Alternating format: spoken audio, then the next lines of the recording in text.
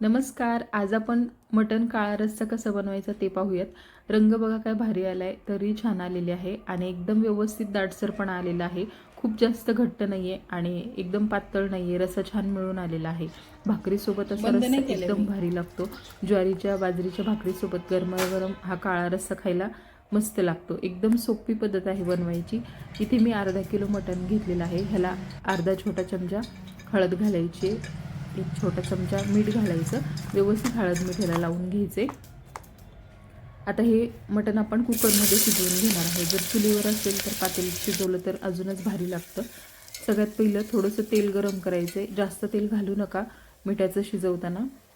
ह्यात एक बारीक चिरलेला कांदा परतवून घ्यायचा थोडासा. नंतर ह्यात एक चमचाभर आलं, लसूण, खोबरं आणि कोथिंबीर ठेचून घातलेलं आहे.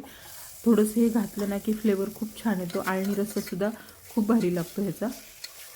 लसणाचा आणि खोबऱ्याचा मस्त ह्याच्यात फ्लेवर येतो. थोडीशी कोथिंबीर पण घालायची, म्हणजे मग आळणी रश्श्याला रंग पण छान येतो.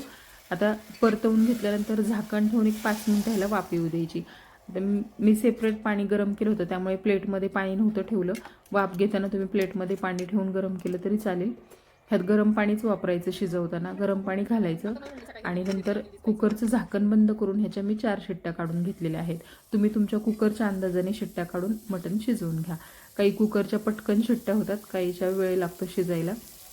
तर जास्त वेळ जर घेत असेल तर जास्त शिट्ट्या करू नका. 2 किंवा 3च शिट्ट्या करा. खूप जास्त शिजवून देऊ नका एक्स्ट्रा.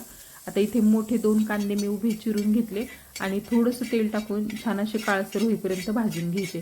तुम्ही डायरेक्ट गॅसवर भाजले तरी चालतील किंवा मग चुलीवर भाजले, चुलीच्या हारामध्ये तरी चालतील. चुलीमध्ये भाजलेल्या कांद्याची चव खूप छान येते, रंग पण मस्त येतो.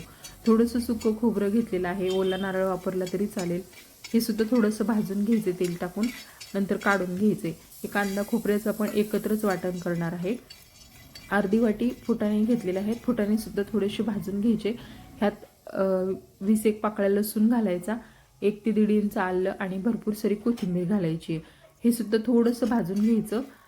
लसूण खोबरं जास्त परतायचं नाही, हलकंसंच हे भाजायचं असतं आपल्याला ह्याच्यात. त्यामुळे फुटाणे भाजत आल्यानंतर घालायचं आणि 1-2 मिनटं फक्त लो गॅसवरती हे भाजून घ्यायचं. लगेच काढायचं.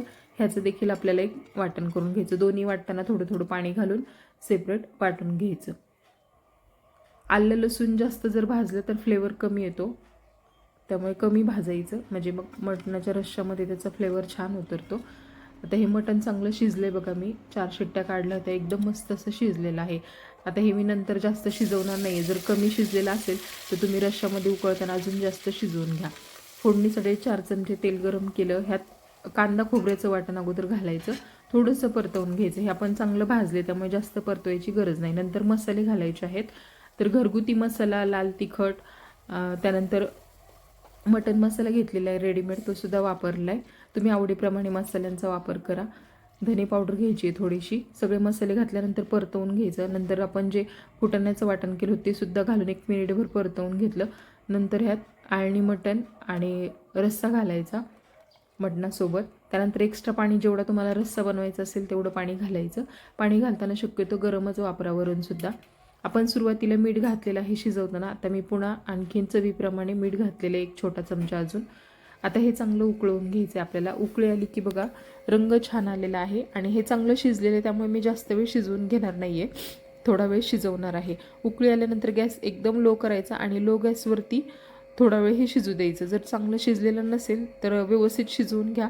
हे जास्त शिजलेलं होतं, म्हणजे प्रमाणामध्ये शिजलेलं होतं मटण, त्यामुळे मी जास्त वेळ उकळवलं नाही आहे. लो गॅसवरती एक 5 ते 6 मिनटं मी उकळी काढून घेतली, गॅस बंद केला. बघा रंग मस्त आलेला आहे आणि रश्श्याला दाटसरपणा पण खूप छान आला आहे. फुटाण्यामुळे मस्त असा रस्सा तयार होतो, चवीला पण भारी होतो.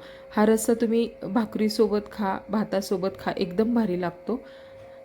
तर या पद्धतीने तुम्ही सुद्धा नक्की मटण बनवून पहा आणि कसं झालं ते मला कमेंट करून नक्कीच